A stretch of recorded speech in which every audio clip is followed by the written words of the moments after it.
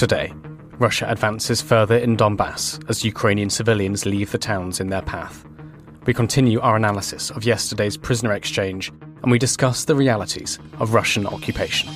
Bravery takes you through the most unimaginable hardships to finally reward you with victory. The first duty of my government is security and defence, to make clear our unshakable support of NATO and with our allies towards Ukraine. Kyiv stands strong. Nobody's going to break us. We're strong. We're Ukrainians. It's Friday the 2nd of August, 2 years and 165 days since the full-scale invasion began. And today I'm joined by our Berlin correspondent James Rothwell, assistant comment editor Francis Dearnley, and our guest is Julia Friedrich, research fellow at the Global Public Policy Institute. I started by summarising the latest news from Ukraine. Before we talk about the fallout and the reaction to the return of the prisoners from Russia to the West with James and Francis, I'll start by summarising the latest news from Ukraine. Let's start in Donbas, where residents of Pokrovsk in eastern Ukraine are fleeing the city as Russian forces make significant advances on multiple fronts in Donetsk. Moscow has asserted control over 4 villages east of Pokrovsk in the last week, while Ukraine has not verified those claims. President Volodymyr Zelensky announced on Thursday that Pokrovsk has become Russia's primary target. On this, and there's a bit of analysis from the ISW, the Institute for the Study of War, who write, Volodymyr Zelensky identified the Pokrovsk direction as the Russian military's current priority on August the 1st, and noted that Russian forces are currently able to advance in certain areas of the front because Ukraine is still struggling with manpower shortages and challenges in properly staffing and equipping new brigades. Zelensky observed that some Ukrainian brigades are unable to conduct rotations because their replacement brigades are not yet staffed or equipped, which creates exploitable weaknesses that Russian forces can attack.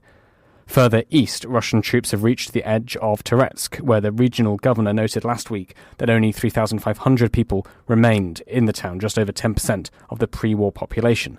Since then, authorities and humanitarian organizations have evacuated more residents. Next, a Russian drone has hit a bus in Ukraine's northeastern Kharkiv region early on Friday, injuring 6 construction workers, including one who is in a critical condition. This comes from the regional governor. Governor Oleh Syniehubov said the incident took place near the town of Dehachi, about 40 kilometres, that's about 25 miles, from Hliboki, one of the border settlements where Russia opened a new front in the war in May. Remember that Ukraine's military halted the Russian offensive there, rushing in reinforcements after Russia pushed up to 6 miles into the border areas. Staying in Kharkiv Oblast, Ukrainian outlet Ukrinform are reporting that the situation on the battlefield in the region shows signs of escalating. This is according to Vitaly Sarantsev, spokesman for the Kharkiv group of forces, who said this on Ukrainian television, quote, "The situation in the operational area of the Kharkiv group of forces remains difficult, tense, and has signs of escalating." Ukrinform write that, according to Sarantsev's analysis, in Vovchansk, the enemy is conducting an internal rotation of assault groups. Street fighting is ongoing in the city. The enemy is trying to attack head-on in the centre and advance on the flanks. Sarantsev said that the enemy conducts internal rotations, increases military presence in border areas, tries to carry out sabotage and intelligence activities, attacks Ukrainian forces both from captured positions and from Russian territory, and increases control and communication systems at individual locations and on Russian territory.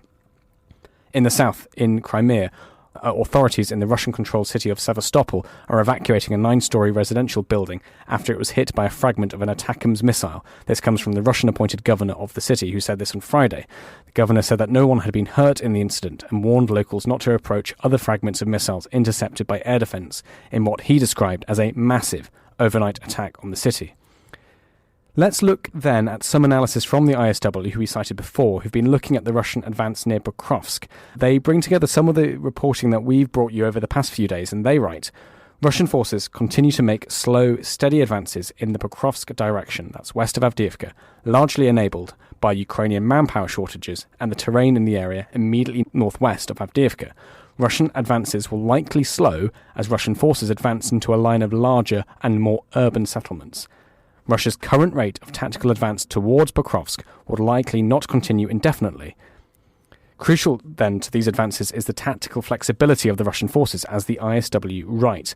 Russia's central grouping of forces appears to be more rapidly redeploying and committing forces between different sectors of its recently expanded area of responsibility in Donetsk Oblast than has been the norm in most of the theatre recently.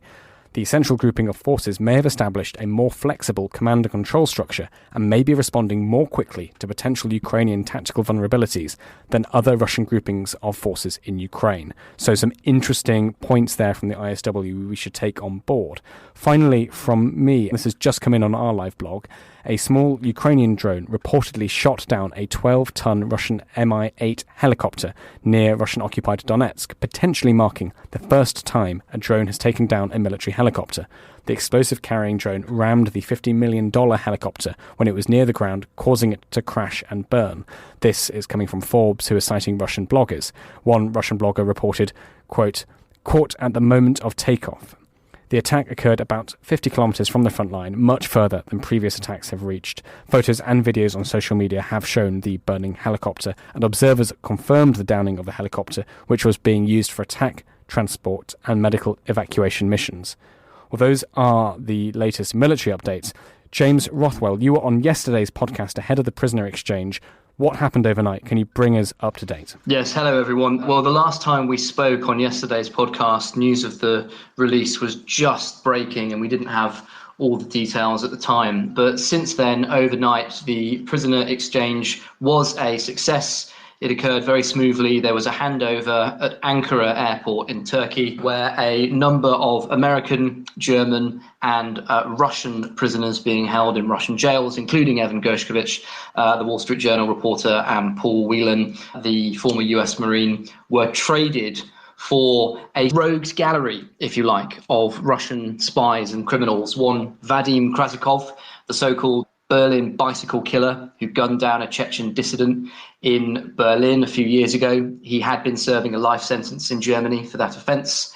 A couple of sort of low-level, low-rent computer hackers and two spies who'd been caught in Slovenia where they'd been living under false identities. So I'll just walk you through very quickly what happened. The prisoners on the Russian side were taken in buses by masked Kremlin or FSB agents. They were filmed steering the captives out of a prison bus and then onto the plane which went to Ankara. We know that there was a large number of German and Russian dissidents who were on the western side of this exchange. They've been brought back to Germany. We believe that they're now going to start new lives, the Russian ones, in exile in Germany. They were imprisoned in the first place, of course, for criticising the Putin regime and the war in Ukraine, whereas those German citizens will just be returning home. Evan got on a plane, I believe, straight from Turkey to the United States, where President Joe Biden and Kamala Harris and Evan's parents were waiting to greet him.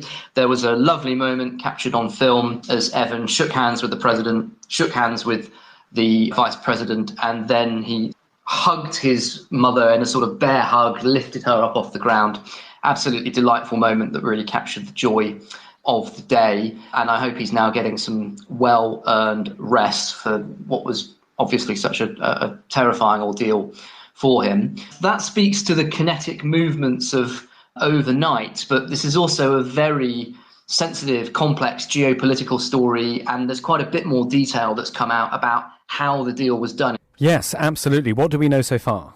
So we know that Germany played a much bigger role in this exchange than we previously thought. In fact, you could even make the case that Germany kind of held the key that unlocked the whole thing and allowed it to happen. And that's because Krasikov, this pro-Putin hitman who was released, who I alluded to earlier, he was languishing in a German prison on that life sentence for carrying out an assassination. And we understand from officials in the US administration and a few news reports that have come out overnight that the German government was really reluctant to go along with this deal at first. They felt that they needed more from Russia if they were going to hand over Krasikov. This was, after all, an assassin who'd been caught, convicted and imprisoned for life in Germany. They didn't want to give him up easily. And so there was a back and forth between the Scholz government and the Biden administration. And we don't know how exactly, but somehow one side or another was able to convince Putin to release a whole load of Russian dissidents, along with Evan and Paul and some of the foreigners. And that could explain why, therefore, we saw all these Russian dissidents who are now being released, some of the sort of leading lights of the criticism of the Putin regime, if you like, they're now being released into the West. It's because Germany appears to have seen an opportunity to get, if you like, more bang for its buck by agreeing to unlock Krasakov's prison cell, quite literally, and let him walk free. A couple of other countries played a significant role in this, Germany, Norway.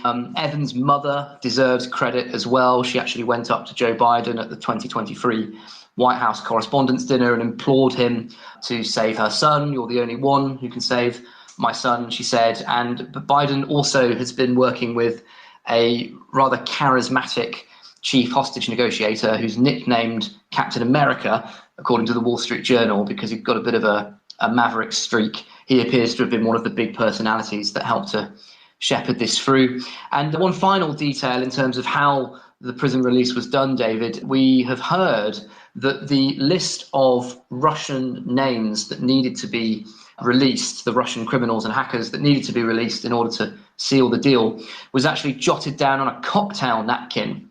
According to Christo Grozev, a Bulgarian journalist and a sort of big investigator of Russian espionage, he met this special hostage envoy for President Biden that I mentioned earlier in Georgetown. They had a discussion on what might be able to unlock the deal.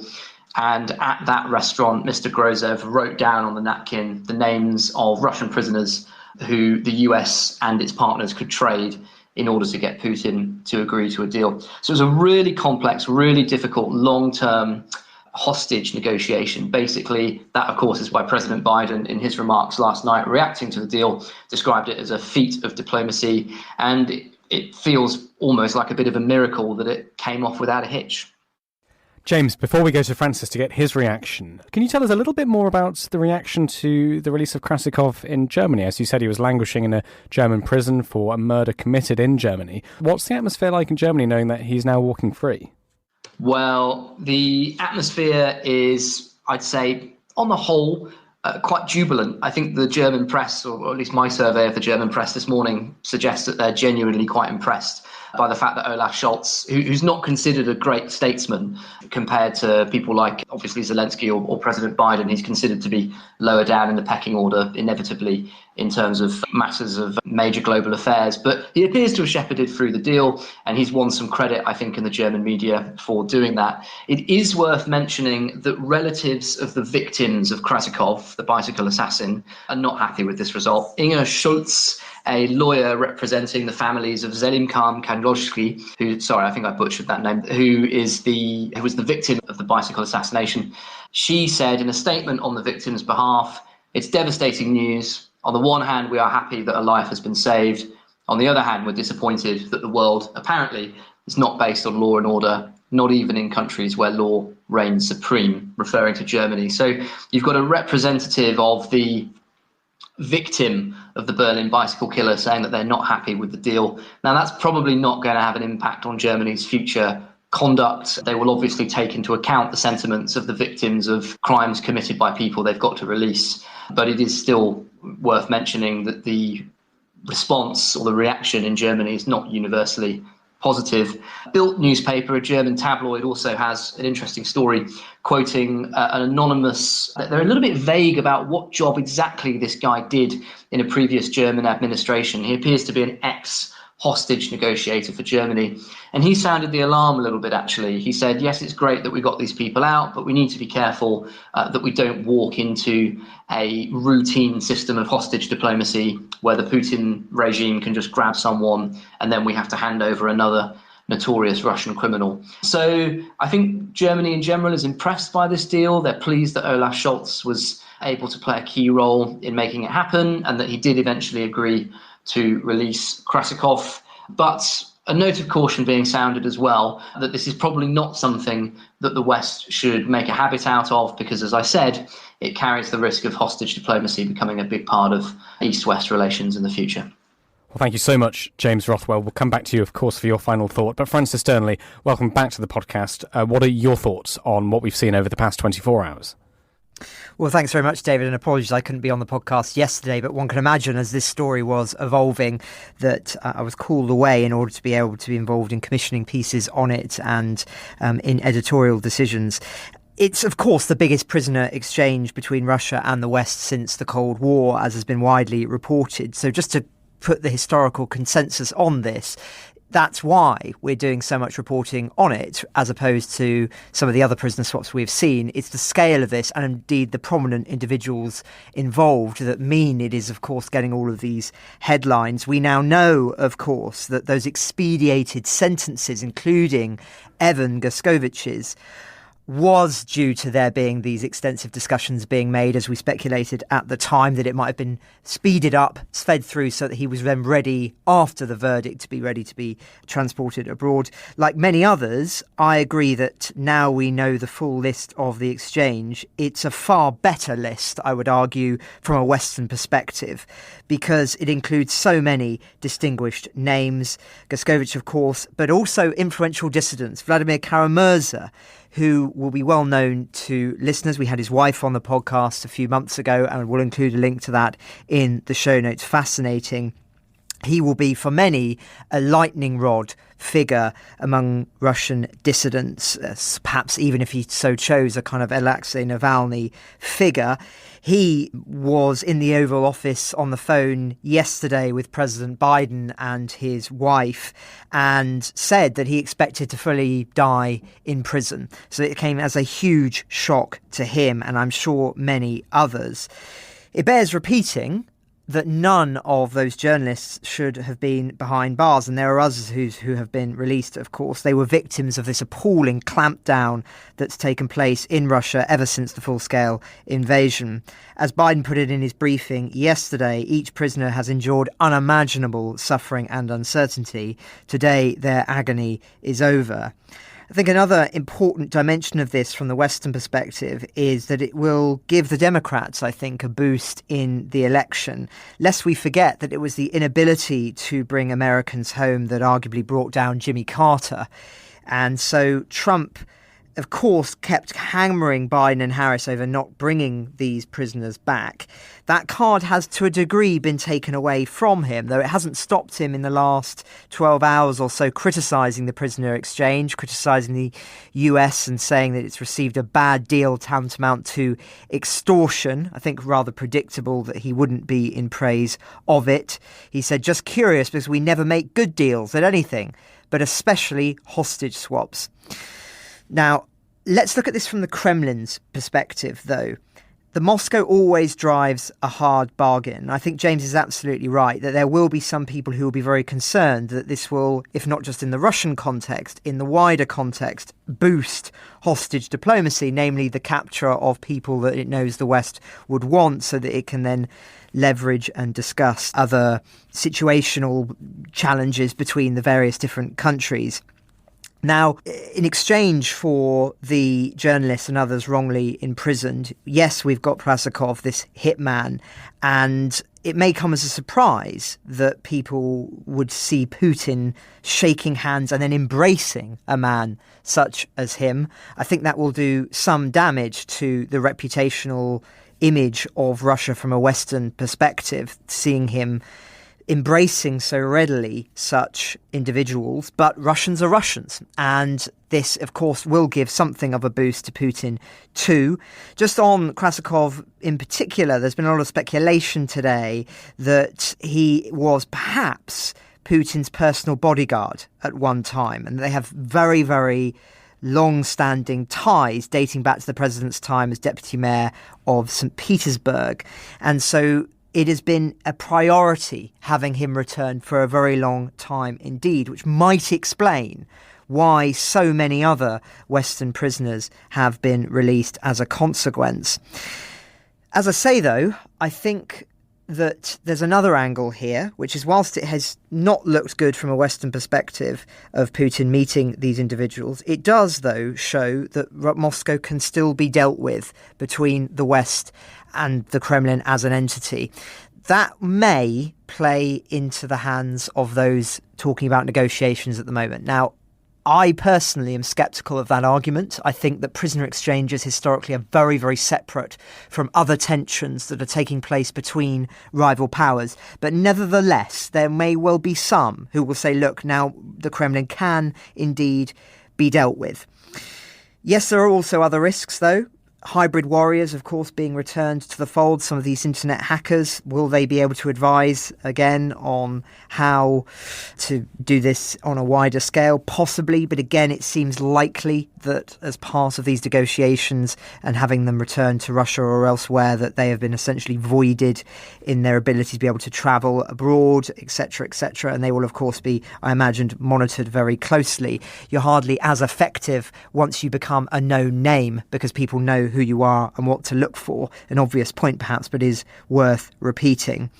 The Kremlin also, just on that point around prisoner exchanges being separate from other negotiations, is they have said that particularly anyone who is calling for this being a doorstep to greater brokerage on Ukraine and Ukrainian prisoners should not get ahead of themselves. They said they operate on completely different principles. And that's a direct quote from the Kremlin.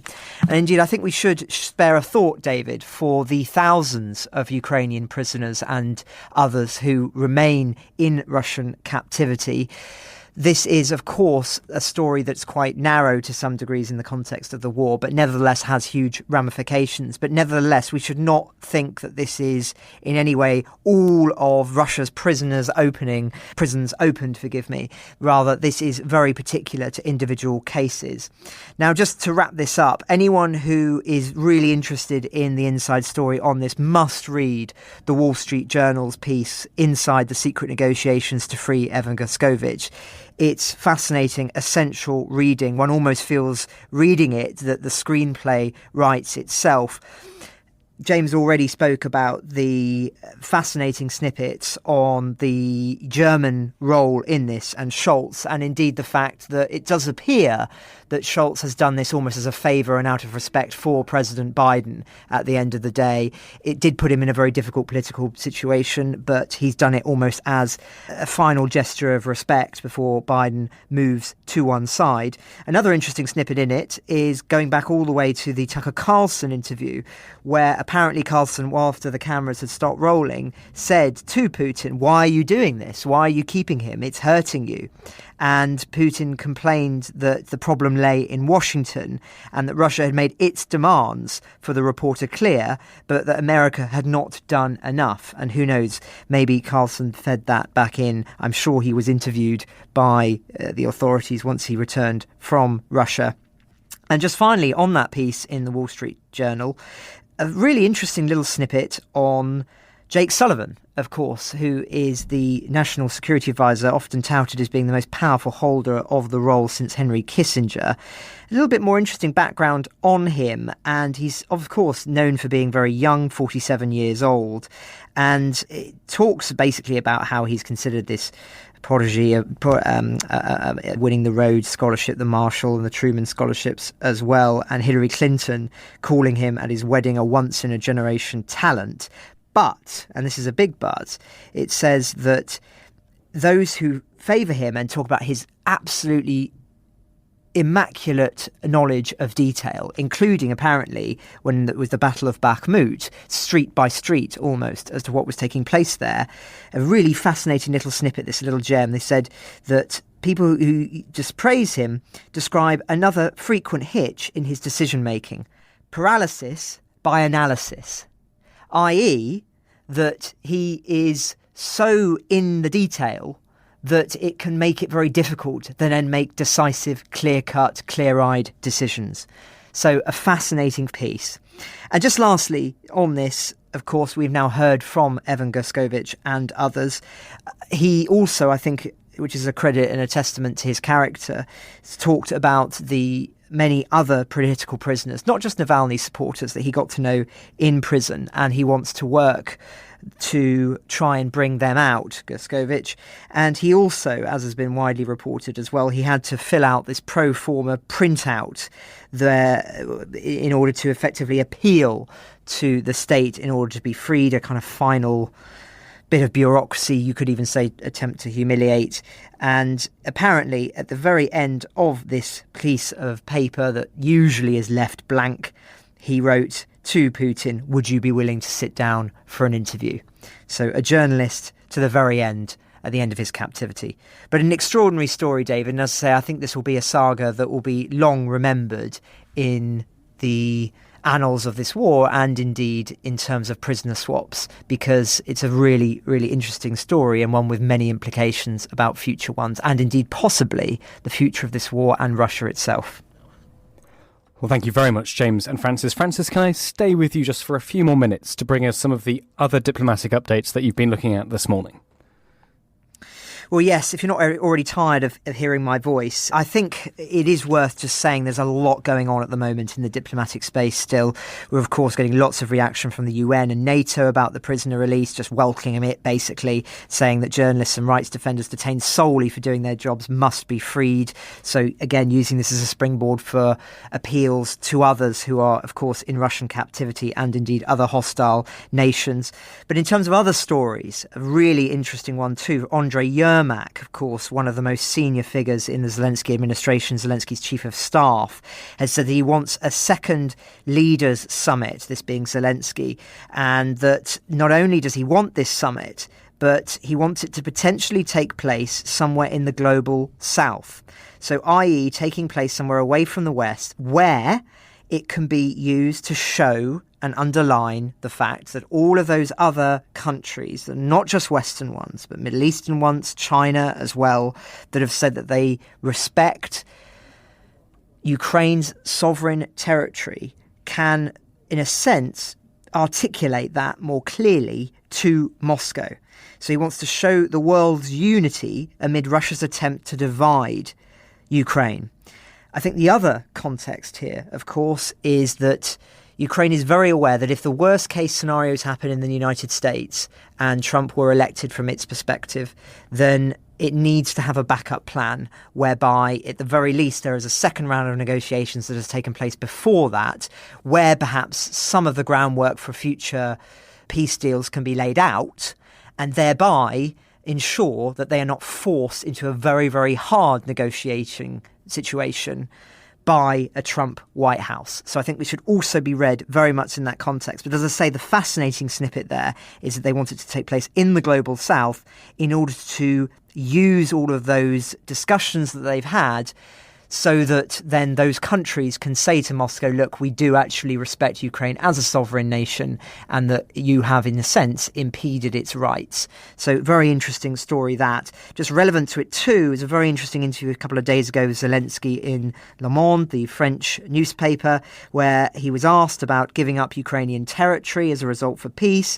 And he says it's a very, very difficult question, and that he said he's calling on China to put pressure on Russia to open the way to negotiations. So again, China being seen as the key broker at the moment in terms of trying to find some kind of way forward. But again, it bears repeating that the only reason that Ukraine is in this situation is because of, one could argue, the weakness of the West in terms of its support and in terms of the red lines that it has laid down. And I'll discuss that a little bit further in my final thought. Just a couple of other stories. Hungary has rejected an offer from Croatia to use its pipeline system as an alternative to Russian oil imports, escalating that prolonged row within the EU. So solutions are trying to be found whereby some of the objections put forward by Hungary to severing with Russia can effectively be resolved. But unfortunately, it would appear that Hungary has dismissed this attempt by Czechia and by others. And as a consequence of that, it would appear that it's not going to go anywhere. So Hungary have said Croatia is simply not a reliable transit country from our perspective. Since the war broke out, they've raised transit fees to 5 times the market average. They've made it impossible for MLO to secure long-term transport capabilities. Although, of course, many people saying that really this is all just about politics and that Hungary is looking for excuses to maintain its relationship with Russia. But nonetheless, another row there. And just lastly, the EU again reiterating its concern yesterday over the entry into force of the foreign agents law in Georgia, saying that it is very much a step backwards in its path towards EU membership. So again, they've not forgotten that story. Foreign Affairs spokesman of the EU saying that it remains seriously concerned about recent developments in the situation in Georgia, represents a fundamental step backwards, and that they're hoping the Georgian authorities will find a focused way out of the current situation, and the EU is considering the possibility of suspending financial assistance to the government. So some evidence of some strong arming taking place in the EU, though of course many will say, well, isn't it a bit too late to be doing that? There should have been much more strong arming as to what the consequences would be if they did it, rather than that they might be now they have done it. But gosh, I've spoken for a long period there, David, forgive me, but a lot going on, a really, really big week. But I know we say that so much. Thank you so much, James and Francis. Russia's occupation of Ukraine is a reign of fear for thousands of Ukrainians who, sometimes overnight, find themselves in a different Russian reality. Julia Friedrich is a research fellow at the GPPI, the Global Public Policy Institute, and her new report aims to shed light on the experiences of Ukrainians who lived through Russia's occupation. We spoke about daily life, interactions with Russian officials and soldiers, and the prevalence of violence for all who suffered occupation. Here's our conversation, and of course there's a link to the report in the show notes. Julia, thank you so much for your time. Would you start just by introducing yourself and your work? Of course, thank you for having me. My name is Julia Friedrich. I'm a research fellow at the Global Public Policy Institute in Berlin. We're an independent think tank, and I mostly focus on Ukraine and Russia. I also lived in Ukraine until late 2023, and I work mostly on the war in Ukraine, unfortunately, at the moment. Well, we're going to talk about your report, They Came to Liberate Us and Left with Nothing, Life Under Russian Occupation in Ukraine. Before we get into the meat of the report, would you start just by setting out where exactly we're talking about, when and what your methodology was in compiling this? Of course, thank you. So this is part of a larger project that is dedicated to Russian occupation practices in Ukraine. There are other elements that focus more on collaboration or more operational aspects of occupation. And I wanted to really focus on the human experience of occupation and wanted to ask Ukrainians how they experienced occupation. And so that's what I did. I spoke to people who were either liberated or who escaped occupation. So they were all in a safe, more or less safe place when we spoke. The report compiled 17 conversations, some of which were direct, others submitted written answers, some were conducted by a third party. And the people that I spoke to, they lived through occupation in Kyiv, Kharkiv, Kherson, and Donetsk regions. And they lived under occupation from between 3 days and a year and a half. So also very broad range of experiences. Let's jump into it then. When people found themselves in occupation, what was daily life and how did that differ depending on where they were? Yeah, so daily life was very different, also in terms of when we're talking about. So one person I spoke to in Kharkiv region, they said there was no daily life. There was only now. And they were basically saying, I didn't know if I was going to be alive in the next minute. So there was absolutely no daily life whatsoever. For other people, and especially as occupation persisted and went on, they developed habits. A lot of people told me that they really restricted their movements in the beginning, but then slowly, they expanded their radius a little bit. That's especially a person in Kherson told me, like how they were trying out as well, like how far they could move away from their home. But for most people that I spoke to, daily life was mostly about organizing sustenance. So because there was limited water, electricity, gas, limited supply of food, daily life consisted mainly of just providing for themselves. And that could be very dangerous depending on the place. So one interview in Mariupol had to go to a nearby creek to get water every day, but there was also shelling every day. Did that daily life ever, not maybe the right word, but did it ever improve for people, or how did people look back on it? Do you think it got better before they left, or was it just, as you said, a matter of surviving? I think it changed. I'm not sure if I would say better, that it got better, but it definitely changed. So it obviously really depended also on the level of combat activity. So for the people who were in zones of high combat activity, it didn't really change until either the place was liberated or it was no longer fought over.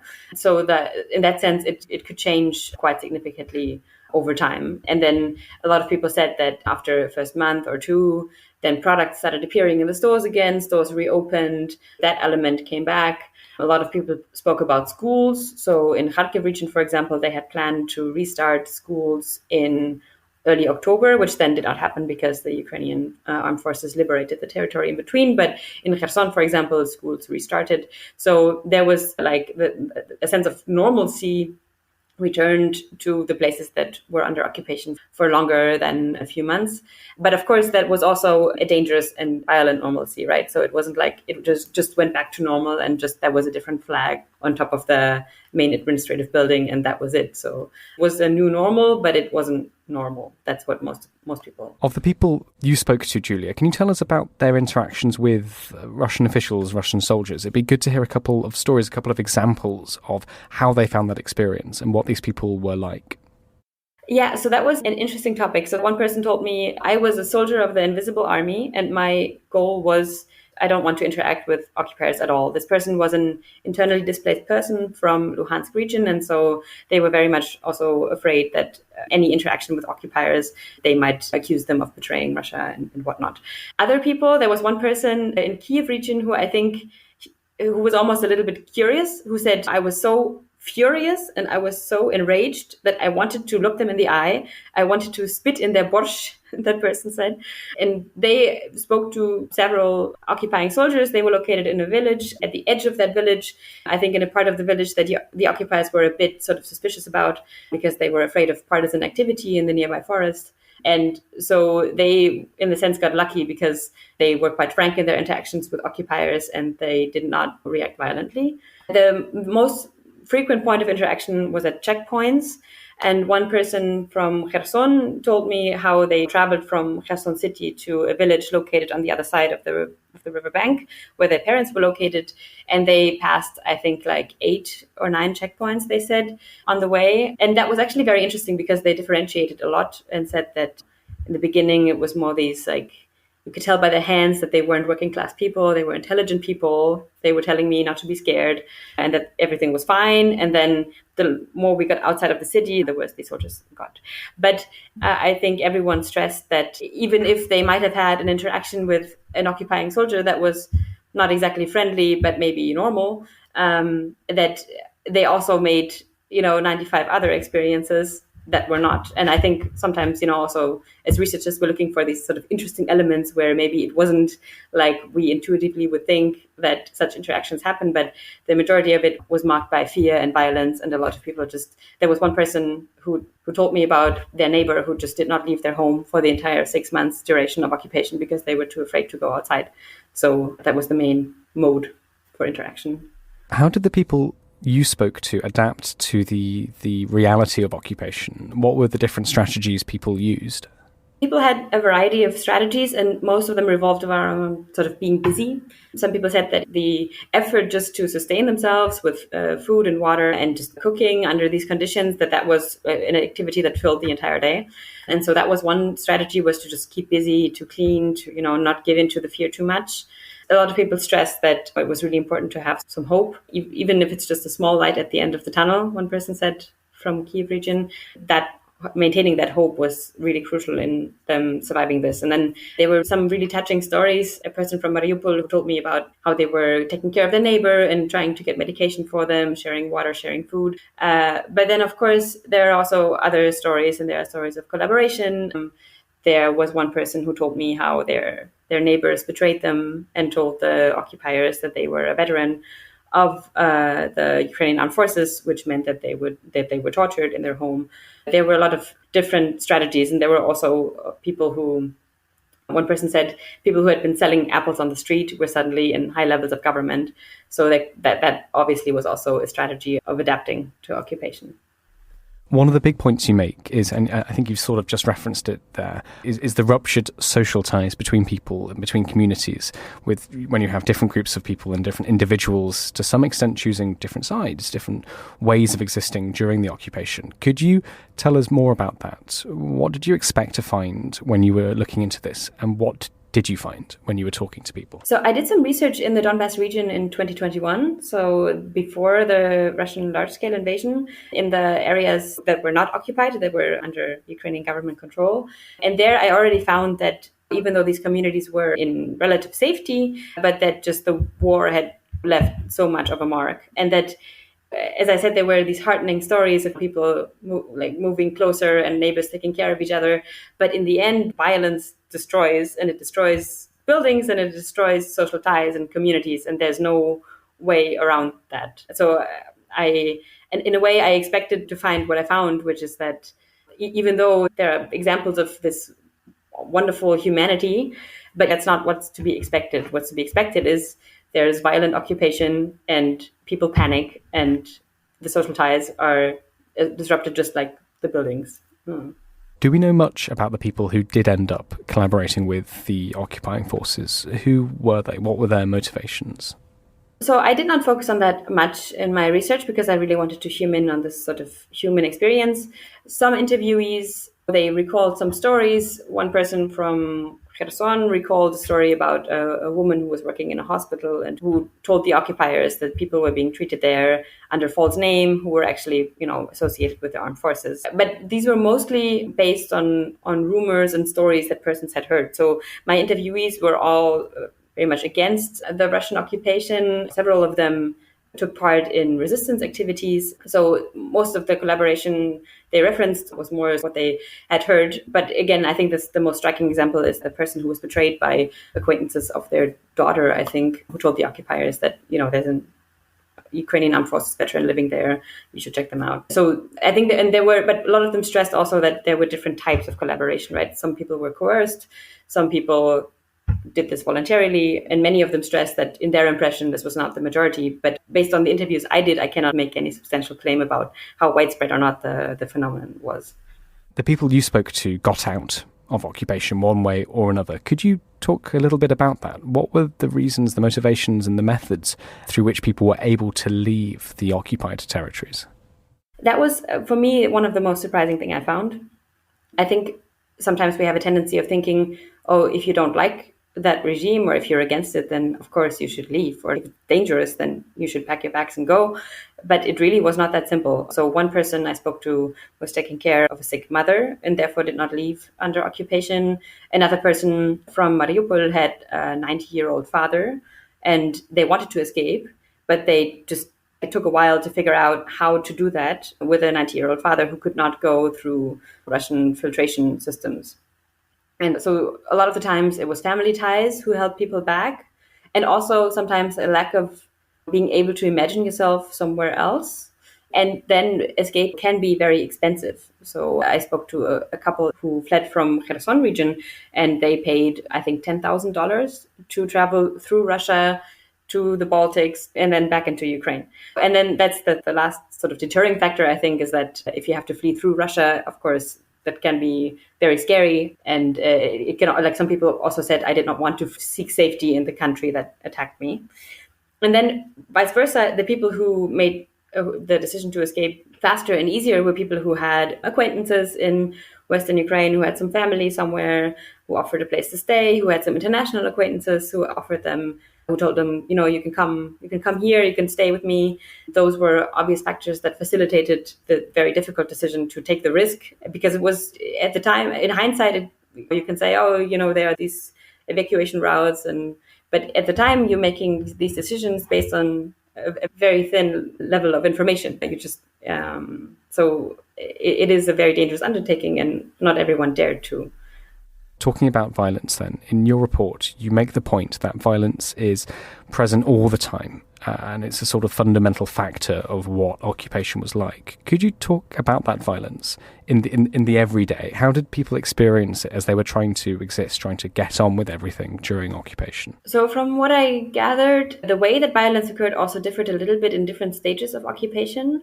So in the more chaotic stages, many people perceived more indiscriminate violence happening, more this random people just being shot for standing in the wrong place at the wrong time. And this is corroborated by reports about Kyiv region in particular. And one person even said their violence had no aim. There was just this not understandable just shooting at everything, especially as soldiers got more frustrated by the war not advancing. And I think feeding into that, there was also a lot of people who stressed that checkpoints could be a very dangerous situation where people could be beat up just because the soldiers did not like how someone looked. But then there was that. So that was the indiscriminate part of violence. And many of my interviewees, they really struggled to make sense of it, and also to make sense of why they had maybe not experienced indiscriminate violence. So some people said, I was just very careful, I stayed home, so that's why I didn't experience any violence, which other people also stayed home and experienced it, right? So you could tell that they were struggling to make sense of why they did or did not experience violence. And then there was the very targeted violence. And two of my interviewees also were tortured by the occupiers. One actually, in the middle of the interview, pulled out the torture machine that the occupiers had used to torture him with, which was a sort of very difficult moment in that interview, a very impressive moment for sure. And they were accused of pro-Ukrainian sentiment. They were veterans of the armed forces. I think they had a better sense of why they were targeted. And it was clear that these people were being systematically sought after and that information was gathered about them. So everyone said that the Russians, they went around the houses and they checked people and they were looking for people with pro-Ukrainian sentiment. And if they found them, or if they thought they found them, they would be tortured, beaten, killed, arrested, any of the above.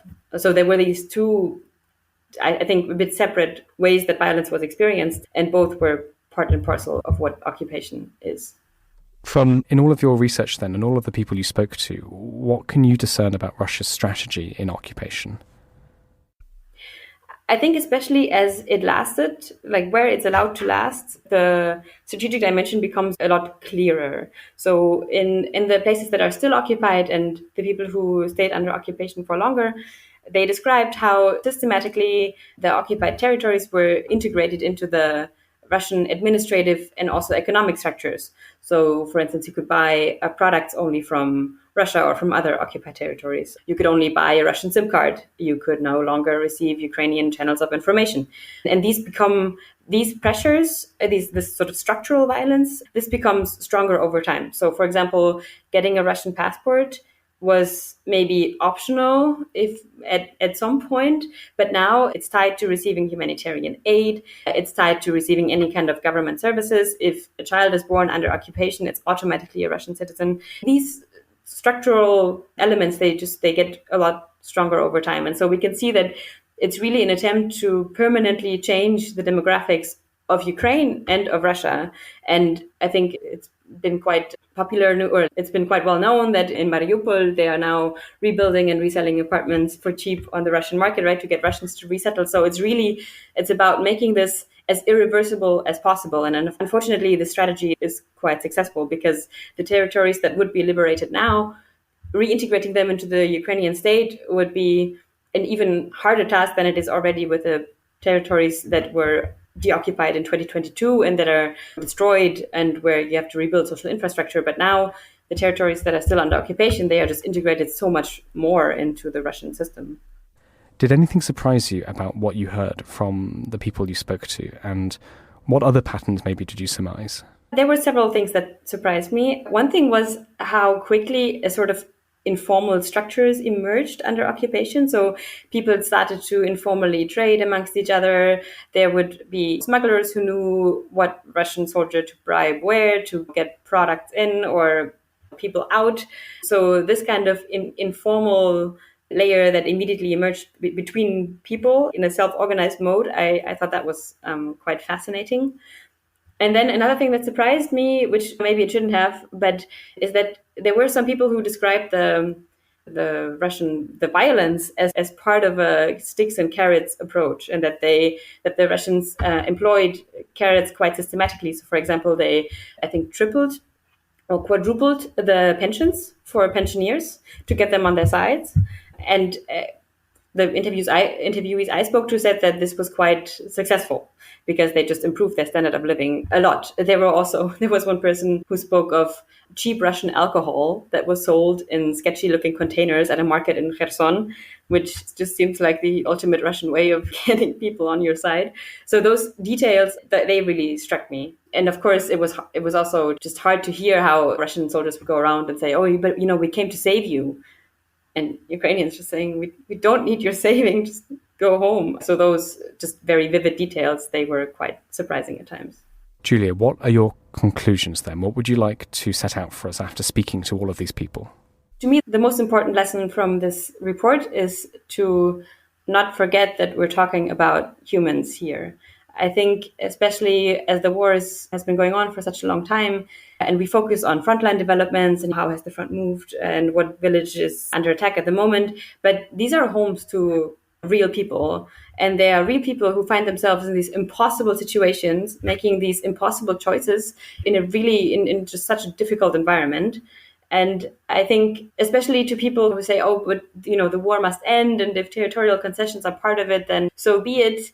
Just to say that has tragic consequences for a lot of people. And it's not like everyone who's stayed under occupation is pro-Russian and in favor of that regime change. It's really a lot more complicated than that. And to just not forget that it's always about individuals who live through this. It's not just some high political whatever sphere. It's concrete people who live through concrete things. So that would be the main. Thank you so much for joining us, Julia.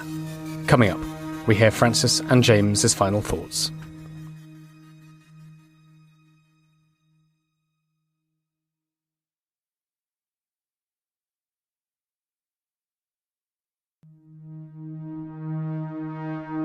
James, can I come to you for your final thoughts?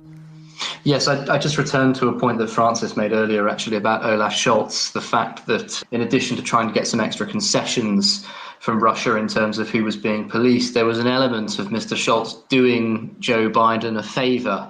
As Francis put it quite well, I think it was honouring Mr. Biden during his final weeks in office. And I suppose my final thought is I wonder if there are other favours of this nature in the context of the war in Ukraine or other hostage negotiations elsewhere that might be done if there are other things that Mr. Biden would like certain other Western leaders to do. They're not ready to do it because it might be difficult for them at home politically. Is it possible that we might actually see a repeat of this as we get closer to the end of Mr. Biden's presidency? And it would be a very interesting thing indeed, I think, if it does happen. Thank you so much, James. Francis, you'll have to pick up the microphone again, I'm afraid. Can we have your final thoughts, please? Well, thanks, David. I'll be brief. Listeners will be pleased to hear that Dom is back next week, so he and I will be back at each other's throats then. But in the meantime, I've heralded this week's Defence in Depth, the video essay series that he usually runs, and I've done an episode that really just tries to summarise in the simplest possible terms within 10 minutes what Ukraine needs to win. As I said earlier on, part of the reason that Kyiv is being obliged to deal with China at the moment and others is because it is not receiving the cast iron support that it needs to win, or at least make sizable gains on the battlefield in the short term and put it into a stronger negotiating position. And I just wanted to posit in essence 5 things, 5 M's, including manpower and munitions, etc., that Kyiv needs from the West if we are to give it the strategic initiative.